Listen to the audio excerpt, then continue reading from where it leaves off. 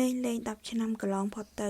ហើយសួរថាសល់អីអត់នឹងអំឡុងពេល10ឆ្នាំហ្នឹងគឺនាងខ្ញុំមកដល់បែរសិចបងប្អូនថ្ងៃទី28ខែ3 2015ដល់ថ្ងៃទី28ខែ3 2025ពេលវេលាលឿនណាស់បងប្អូន10ឆ្នាំគឺថ្មិចបើកមកប្រព្រឹត្តភ្នែកហើយបើសួរថាសល់អីអត់ក្នុងអំឡុងពេល10ឆ្នាំគឺសល់បានកូនកន្លោះ3នេះបងប្អូនចាអត់សល់មិនអ្នកខ្លះគាត់ការ10ឆ្នាំគាត់អត់សល់បានកូនកន្លោះមួយបងនេះខ្ញុំសល់ឡើង3នេះអ្នកបញ្ចូលស្លេងស្អកតិចបងប្អូនអត់ភ្ញាក់ពីដេកឡើងដឹងមិនទេថ្ងៃនេះស្អកក៏10ឆ្នាំនេះគឺអរគុណខ្លាំងមែនទែនដល់អ្នកមានគុណនឹងខ្ញុំទាំងអស់គ្នាអ្នកមានគុណជាពិសេសអ្នកមានគុណរបស់ខ្ញុំហើយជាពិសេសដែលគាត់ជំរុញពូអីគឺគាត់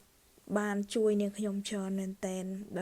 បើមិនមានពួកគាត់ក៏អត់មាននាងខ្ញុំមកដល់ថ្ងៃនេះដែរហើយជាពិសេសអរគុណធំជាពិសេសនោះគឺគ្រួសារនាងខ្ញុំតែម្ដងបើអត់មានគាត់ស្វែងតនានាងខ្ញុំពីនេះខាងនេះទៅក៏នាងខ្ញុំអត់បានមកដូចគ្នាអញ្ចឹងគឺអរគុណទាំងអស់គ្នានិយាយទៅគឺទាំងអស់ទាំងមិត្តភ័ក្តិទាំង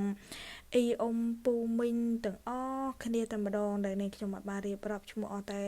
ពួកគាត់តអ្នកមានគុណរបស់ខ្ញុំហើយនាងខ្ញុំអត់ដែលភ្លេចគុណពួកគាត់ដែរទោះបីជានាងខ្ញុំអត់មានអីតន់សងគុណគាត់ក៏ប៉ុន្តែគឺនាងខ្ញុំនៅតែនឹកឃើញនៅតែដឹងគុណរបស់ពួកគាត់ជានិច្ចដូចនិយាយទាំងថាបើអត់មានពួកគាត់ក៏អត់មានខ្ញុំមកដល់ពេលនេះដែរហើយលេងគឺ10ឆ្នាំនេះគឺមានតែកូនកន្លោះ3នេះឯងបងប្អូនចាសល់បានកូនប្រុស3ដែរកុំនិយាយថា10ឆ្នាំអត់សល់អីគឺ10ឆ្នាំសល់បានកូន